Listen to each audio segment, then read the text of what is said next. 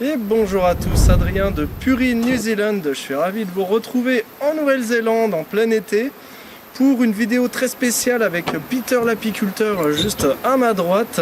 On se trouve du côté de Greytown, pas très loin de Wellington. Et vous l'avez compris, derrière moi, il y a plein d'abeilles, il y a des ruches, il y a du miel. Et aujourd'hui, c'est enfin une vidéo très spéciale qu'on avait très envie de faire pour vous. Il s'agit d'une récolte de miel de Manuka. Il y a aussi, ça fait très longtemps que j'en voulais un. Je voulais voir un essaim, et ben il est là, il est juste là. On vous montre des photos tout de suite et des vidéos. Donc là, on va pas pouvoir le récupérer d'après Peter. Il est un peu petit, mais je suis trop content parce que j'avais trop envie d'en voir un.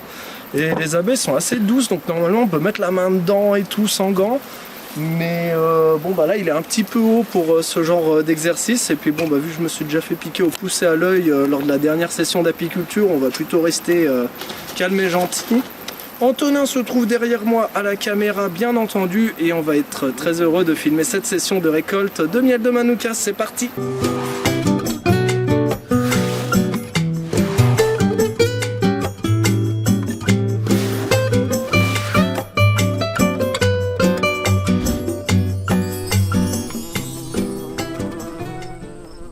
Any boxes of honey we want to remove from the beehive, we put on top of these boards. These boards have a little valve. Bees come down here, and when they're through there, they go round and that's the way out. And so now they've ended up downstairs. And because when they try to go upstairs, they're just trying here and they can't get up, and they don't think to go in there. They could, but they don't. Not for a few days. So these work like a valve. Bees go down and not up.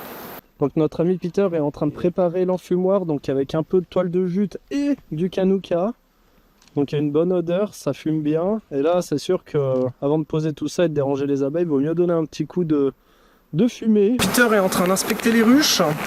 Alors il avait mis volontairement plus de cadres au-dessus pour faire le miel. Donc les cadres du haut sont plutôt vides, les abeilles commencent tout juste à le prendre. Par contre les cadres du bas, là où il y a toutes les abeilles qu'on voit derrière moi, là elles sont en train de travailler, elles sont en train de le faire. Donc à voir si c'est cette ruche là qu'on récolte ou d'autres. Pourquoi on les enfume? Je sais plus si on avait déjà répondu à cette question.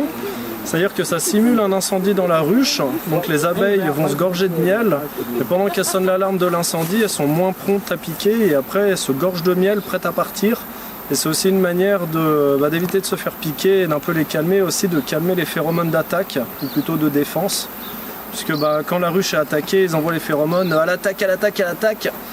Et grâce à l'odeur, ça masque un peu tout ça. Voilà, c'est une manière gentille, ça les endort pas, contrairement à ce qu'on peut penser ou à ce qu'on entend.